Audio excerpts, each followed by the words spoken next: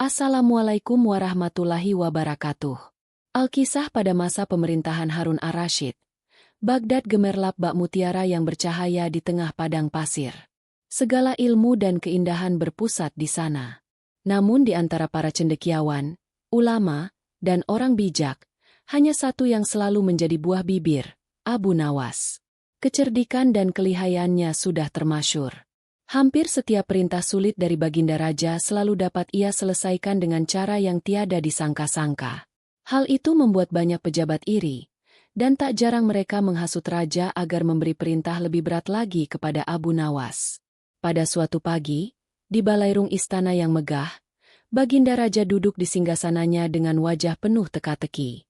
Di hadapannya berderet para menteri, gubernur, dan pejabat tinggi. Abu Nawas pun dipanggil ke hadapan Raja. Raja berkata dengan suara lantang, "Wahai Abu Nawas, telah lama engkau membuat kami tertawa dengan kecerdikanmu. Namun kali ini aku hendak menguji engkau dengan titah yang tak sembarangan. Jika engkau gagal, jangan salahkan aku bila hukuman menimpamu." Seisi balairung menahan napas. Abu Nawas menunduk hormat, namun dalam hatinya bergolak. Raja melanjutkan, "Titahku ini sederhana, tetapi mustahil menurut akal. Bawalah ke hadapanku seekor keledai yang bisa membaca kitab." Terdengar riuh rendah di balairung.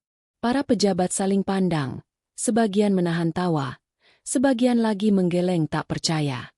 "Seekor keledai membaca kitab," bisik salah seorang menteri. "Mana mungkin? Abu Nawas pasti hancur kali ini." Namun Abu Nawas tetap tenang. Ia mengusap janggutnya sambil menunduk, lalu menjawab, "Baiklah, Paduka. Jika demikian titah Tuan hamba, maka hamba akan berusaha memenuhi. Akan tetapi, berilah hamba waktu 3 bulan, agar keledai itu dapat belajar membaca kitab." Sekali lagi istana gempar. Tawa terbahak-bahak terdengar di segenap penjuru balairung. Baginda Raja mengangkat alis, lalu tersenyum penuh rasa ingin tahu. "Baiklah, Abu Nawas, aku beri engkau waktu 3 bulan. Bila engkau berhasil, engkau akan kujadikan penasihat kehormatan. Tetapi bila gagal, maka bersiaplah menerima akibatnya." Abu Nawas pun mohon diri, meninggalkan balairung dengan langkah mantap. Di belakangnya, suara tawa para pejabat terus menggema, mengejek dan mencemooh.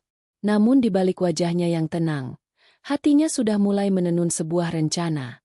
Sejak hari titah itu diumumkan, nama Abu Nawas kembali jadi buah bibir di Baghdad. Namun bukan lagi dengan kekaguman, melainkan dengan olok-olok dan tawa mengejek. Di pasar, para pedagang berceloteh. "Keledai membaca kitab? Ha, ha, ha. Abu Nawas kali ini pasti celaka." Anak-anak kecil menirukan suara keledai yang meringkik, sambil pura-pura membuka kitab, lalu terbahak-bahak. Bahkan para menteri istana, yang biasanya hanya bergumam di belakang, kini terang-terangan memperolok Abu Nawas. Salah seorang pejabat berkata di hadapan halayak, "Selama ini ia memang cerdik, tapi sekarang terlihatlah kebodohannya. Mana ada binatang belajar membaca? Tunggulah. Sebentar lagi Abu Nawas akan dipermalukan di hadapan Raja." Meski demikian, Abu Nawas tetap berjalan dengan kepala tegak. Ia tidak membalas ejekan, tidak pula membantah. Justru ia tersenyum tenang, seakan olok-olok itu hanyalah angin lalu.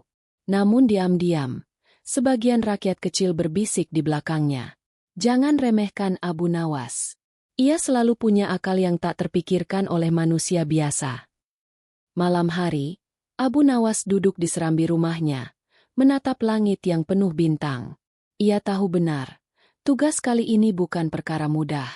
Tetapi ia pun sadar, tidak ada yang mustahil bila diolah dengan akal, sabar, dan sedikit kelakar. Dengan senyum tipis, ia bergumam pada dirinya sendiri, "Jika mereka menertawakan aku, biarlah.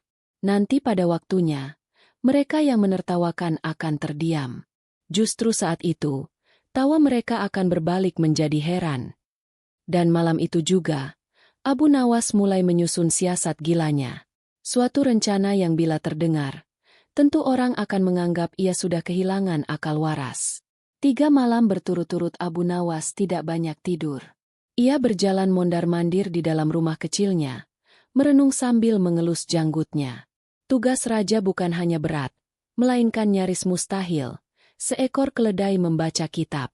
Namun tiba-tiba, di tengah keheningan malam, Abu Nawas terkekeh sendiri. Matanya berbinar, bibirnya tersenyum lebar. Ah, beginilah caranya. Memang gila. Tetapi justru kegilaan itulah yang akan menyelamatkanku. Keesokan harinya, Abu Nawas pergi ke pasar ternak. Ia membeli seekor keledai muda, sehat, dan cukup lincah. Orang-orang yang melihatnya tertawa lagi. Lihat, ia sungguh-sungguh hendak melatih keledai itu membaca kitab. Namun Abu Nawas tidak peduli. Ia membawa keledai itu pulang, menyiapkan sebuah ruangan khusus, lalu mulai menjalankan rencana gilanya. Apa yang ia lakukan? Setiap kali ia membuka sebuah kitab dan menaruhnya di hadapan keledai, ia mengoleskan madu di tepi lembaran kitab itu. Keledai yang lapar pun segera menjilat-jilat lembaran kitab, seakan-akan sedang membaca. Hari demi hari, Abu Nawas mengulang cara itu. Lama-kelamaan, keledai itu setiap kali melihat kitab, langsung merunduk, menjilat, dan membuka lembaran demi lembaran dengan lidahnya. Bila dilihat sepintas, seakan-akan keledai itu sedang mengeja baris demi baris huruf yang tertulis di dalam kitab. Orang-orang yang mengintip dari jendela hampir tak percaya dengan mata mereka. Subhanallah, apakah keledai itu benar-benar sedang membaca? Namun yang lain segera menukas. Bodoh, itu hanya keledai yang menjilat madu. Tapi, dari jauh memang tampak seakan ia membaca. Disinilah Abu Nawas terkekeh sendiri. Ha. Inilah trik gila yang akan membuat istana gempar. Mereka akan tertawa, mungkin marah, tetapi akhirnya tak bisa membantah. Dengan demikian, langkah pertama dari rencana gilanya telah disusun. Tinggal menunggu waktu. Bagaimana ia akan memamerkan keledai pembaca kitab itu di hadapan Baginda Raja. Hari-hari berlalu. Abu Nawas tak pernah tampak segelisah itu sebelumnya. Ia keluar masuk pasar, meminjam barang-barang aneh dari para pedagang dan petani. Orang-orang makin penasaran. Ada yang melihatnya membawa keranjang besar dari anyaman rotan. Ada pula yang melihat ia membeli madu 1 kendi penuh, lalu meminjam beberapa kitab tua dari perpustakaan kecil di pinggir Baghdad. Tidak hanya itu, ia juga meminjam seekor kambing dan beberapa ayam dari tetangganya. Untuk apa semua itu, Abu Nawas? Tanya salah seorang tetua kampung. Abu Nawas hanya tersenyum licik. Semuanya akan kau ketahui pada waktunya, wahai tetua. Bersabarlah, karena sebentar lagi seluruh Baghdad akan tertawa sekaligus terheran. Maka tersebarlah kabar keanehan itu ke seluruh pelosok kota. Abu Nawas sudah gila sungguhan. Ia hendak mengajar keledai membaca kitab dengan bantuan kambing dan ayam. Teriak seorang pemuda di pasar. Tawa pun meledak. Namun di dalam rumahnya yang sederhana, Abu Nawas sibuk melatih siasatnya. Setiap pagi, ia membawa keledai mudanya ke ruangan kecil. Ia menaruh sebuah kitab di lantai, lalu mengoleskan madu di tepi halaman. Seperti biasa, keledai itu merunduk dan mulai menjilat lembaran demi lembaran.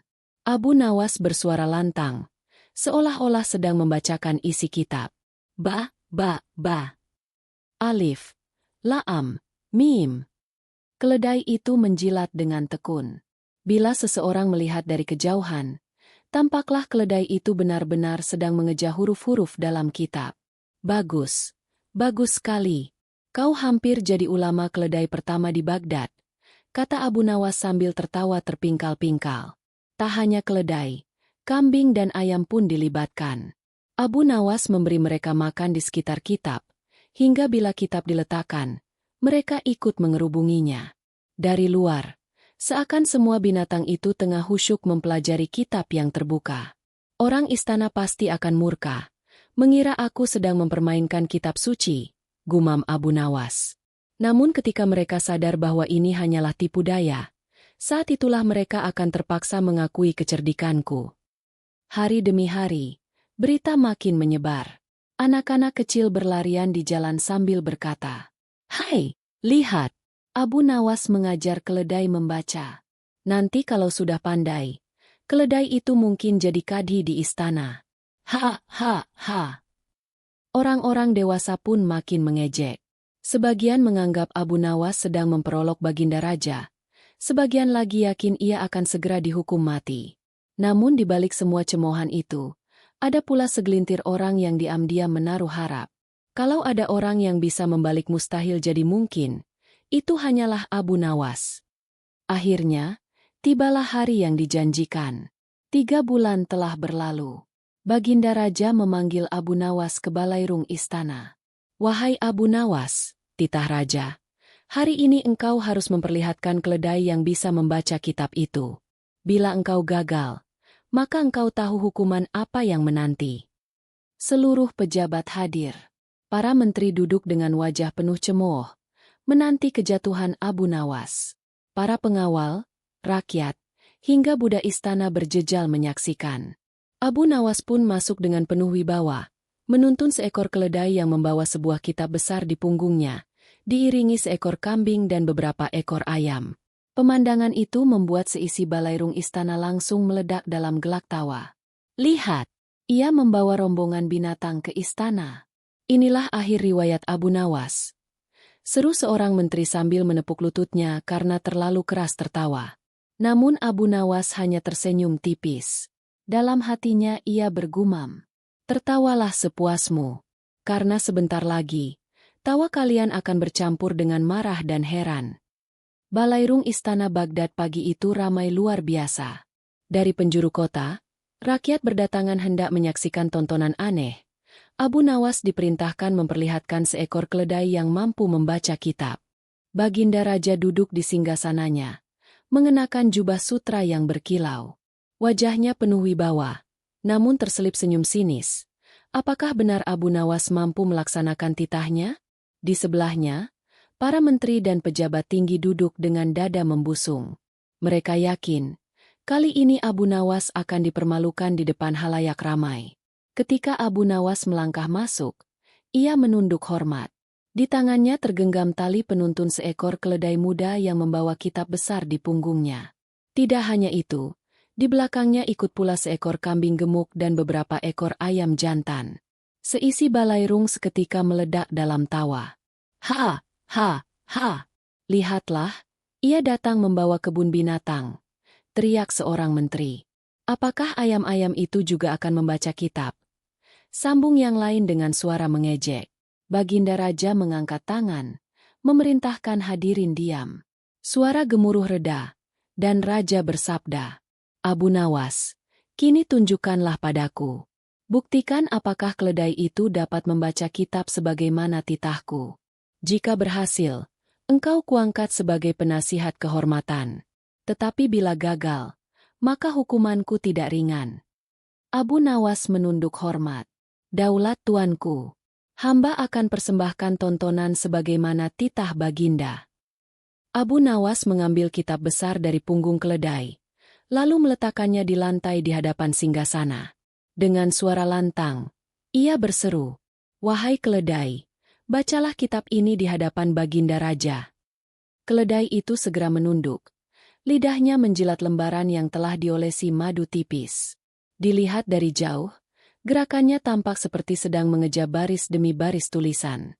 Abu Nawas pun menirukan suara membaca. Alif, Ba'a, Ta'a. Ha, ha, ha. Seisi balairung kembali gempar. Sebagian tertawa terbahak-bahak karena menyaksikan keledai itu seakan sedang mengaji. Namun sebagian lain merasa marah, mengira Abu Nawas mempermainkan kitab dan memperolok raja. "Kurang ajar. Apakah kitab dijilat oleh binatang?" seru seorang pejabat dengan wajah merah padam. Namun rakyat jelata yang menyaksikan dari belakang justru terbahak-bahak hingga menitikan air mata. Belum cukup sampai di situ, Abu Nawas lalu membawa kambing dan ayam-ayam ke dekat kitab. Seperti biasa, binatang itu langsung mengerubungi kitab, mematuk sisa madu di sudut halaman. Dari kejauhan, tampaklah mereka seakan-akan sedang khusyuk membaca bersama keledai. "Lihatlah, Tuanku, kata Abu Nawas sambil menunjuk ke arah binatang-binatang itu. Bukan hanya keledai, bahkan kambing dan ayam pun ikut belajar membaca kitab. Baghdad kini memiliki madrasah paling aneh di dunia. Gelak tawa rakyat tak terbendung lagi. Mereka menepuk-nepuk lutut. Ada yang sampai berguling di lantai karena terlalu terpingkal. Namun di kursi para pejabat, wajah-wajah merah menahan amarah. Celaka! Ia menghina istana. Ia memperolok ilmu dan kitab suci. Gerutu seorang menteri sambil menggertakkan gigi. Baginda Raja sendiri tampak terperangah. Sekejap ia hampir meledak murka. Namun di sisi lain ia tak kuasa menahan senyum. Benar-benar pemandangan yang tak pernah ia saksikan seumur hidupnya. Seekor keledai, kambing, dan ayam tampak seperti jamaah pengajian di depan singgasananya. Sementara tawa bercampur amarah menggemuruh, Abu Nawas berdiri dengan tenang. Ia menatap raja dengan penuh keyakinan. Daulat tuanku, bukankah hamba telah melaksanakan titah baginda? Keledai ini kini membaca kitab sebagaimana yang tuan hamba perintahkan. Bila rakyat menertawakan, itu karena mereka heran. Bila para pejabat marah, itu karena akal mereka tak sampai. Namun titah tuanku telah hamba penuhi, tiada kurang sehuruf pun. Raja terdiam. Balairung pun senyap seketika. Semua menunggu apa yang akan keluar dari mulut baginda raja berikutnya. Balairung istana Baghdad seketika hening. Suara tawa yang sejak tadi memenuhi ruangan mendadak terhenti. Semua mata tertuju kepada baginda raja, menanti apa yang akan keluar dari bibirnya. Apakah murka akan meledak? Atau tawa akan kembali pecah? Seorang menteri yang duduk di dekat singgasana tidak kuasa menahan diri. Ia melangkah maju dengan wajah merah padam. Daulat tuanku, serunya. Abu Nawas jelas memperolok titah paduka. Bagaimana mungkin binatang-binatang ini dianggap sedang membaca kitab? Ia pantas dihukum seberat-beratnya. Para pejabat lain mengangguk, menambahkan cemoohan. Benar, tuanku. Abu Nawas sudah melampaui batas. Kitab dijilat, bukan dibaca. Ini penghinaan besar bagi istana. Tidak ada akal sehat yang dapat membenarkan kelakuan ini. Rakyat jelata yang menonton dari belakang pun jadi tegang. Tawa mereka perlahan mereda, digantikan rasa cemas. Apakah hari ini akan menjadi hari terakhir Abu Nawas di bumi Baghdad? Namun Abu Nawas tetap tenang. Ia menatap raja dengan mata penuh keyakinan. Dengan suara tenang namun jelas, ia berkata, Daulat tuanku, izinkan hamba menjawab tuduhan ini. Paduka memerintahkan hamba untuk menghadirkan seekor keledai yang mampu membaca kitab. Maka hamba hadirkanlah seekor keledai yang bila kitab diletakkan di hadapannya, ia segera membuka lembaran dan mengecap huruf-hurufnya dengan sungguh-sungguh. Dari jauh, tampaklah ia sedang membaca. Ia berhenti sejenak, lalu melanjutkan dengan suara yang lebih lantang. Bukankah titah paduka adalah agar keledai membaca kitab? Maka lihatlah, tuanku. Keledai ini kini melakukan persis demikian. Adapun apakah ia benar-benar memahami isi kitab, itu perkara lain. Bahkan sebagian manusia pun ada yang membaca tanpa memahami. Maka di manakah letak kekeliruan hamba? Hadirin terperangah. Kata-kata Abu Nawas yang tajam itu seperti panah menembus dada para menteri. Raja yang sejak tadi berusaha menahan diri akhirnya tak kuasa menahan senyum. Mulutnya sedikit terangkat. Lalu perlahan berubah menjadi tawa kecil. Tawa kecil itu semakin lama semakin keras. Hingga akhirnya baginda raja tertawa terbahak-bahak di singgasananya. Ha, ha, ha. Benar katamu, Abu Nawas. Banyak manusia membaca kitab tanpa tahu maknanya. Namun engkau justru membuat keledai seolah-olah membaca kitab. Sungguh ini akal yang gila, tetapi sekaligus penuh sindiran. Tawa raja membuat rakyat ikut terbahak lagi. Namun kali ini bukan hanya tawa ejekan, melainkan tawa penuh kekaguman. Mereka melihat bagaimana Abu Nawas membalikan keadaan, dari bahan olok-olok menjadi pelajaran yang dalam. Para menteri yang tadi berapi-api kini menunduk malu. Mereka tak bisa membantah logika Abu Nawas, sebab titah raja memang telah ia jalankan dengan cara yang unik. Tidak ada celah hukum untuk menghukumnya. Seorang menteri berbisik pelan. Benar-benar orang ini ibarat belut, sukar digenggam. Apapun perintah raja, selalu saja ia menemukan celah untuk lolos. Raja kembali bersabda, kali ini dengan suara penuh wibawa. Wahai hadirin, lihatlah Abu Nawas. Dengan trik gilanya, ia membuat kalian semua tertawa, lalu marah, dan akhirnya terdiam takjub. Ketahuilah, kebijaksanaan tidak selalu hadir dalam bentuk yang manis dan anggun. Kadang ia muncul dalam kelucuan, kadang dalam kegilaan. Namun di dalamnya tersimpan hikmah. Abu Nawas pun menunduk hormat. Daulat tuanku, hamba hanyalah rakyat kecil yang gemar bermain-main dengan akal.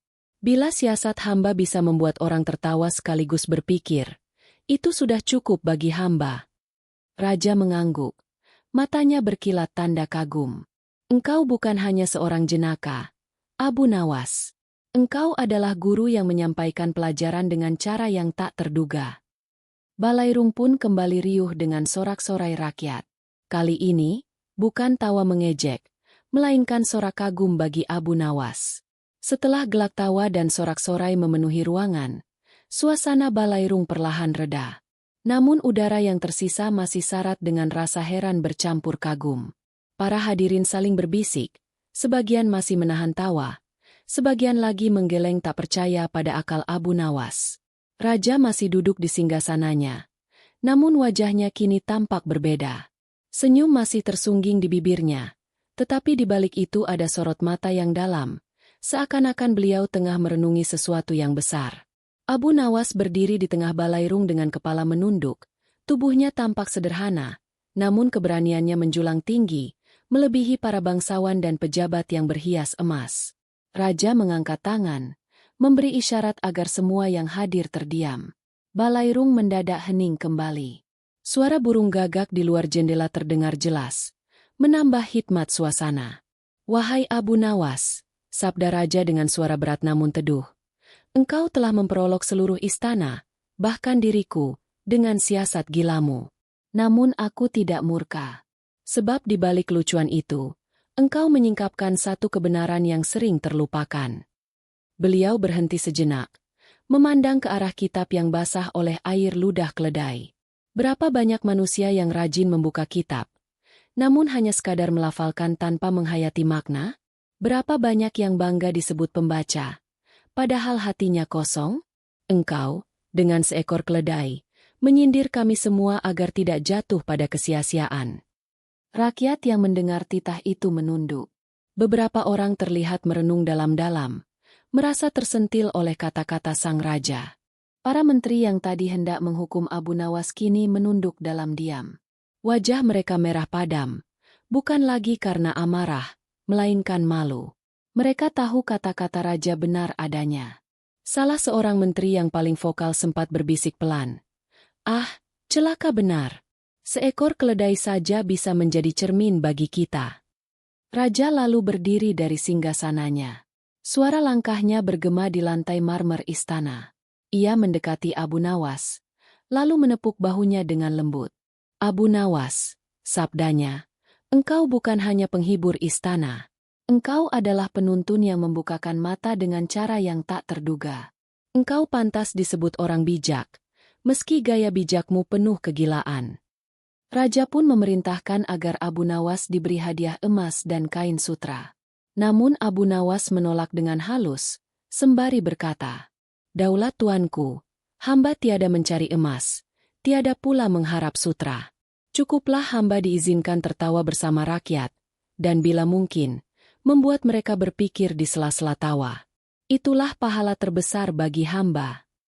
Raja tersenyum puas mendengar jawaban itu.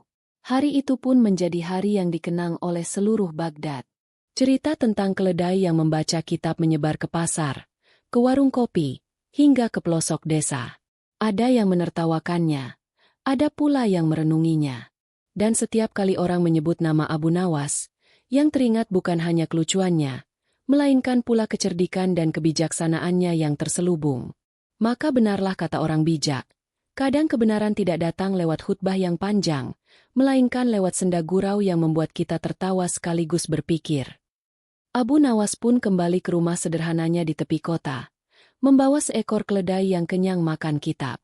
Dan sejak hari itu, setiap kali ia melihat keledai itu mengunyah rerumputan, ia tersenyum sambil berucap dalam hati, "Ah, binatang ini telah menjadi guru bagi manusia."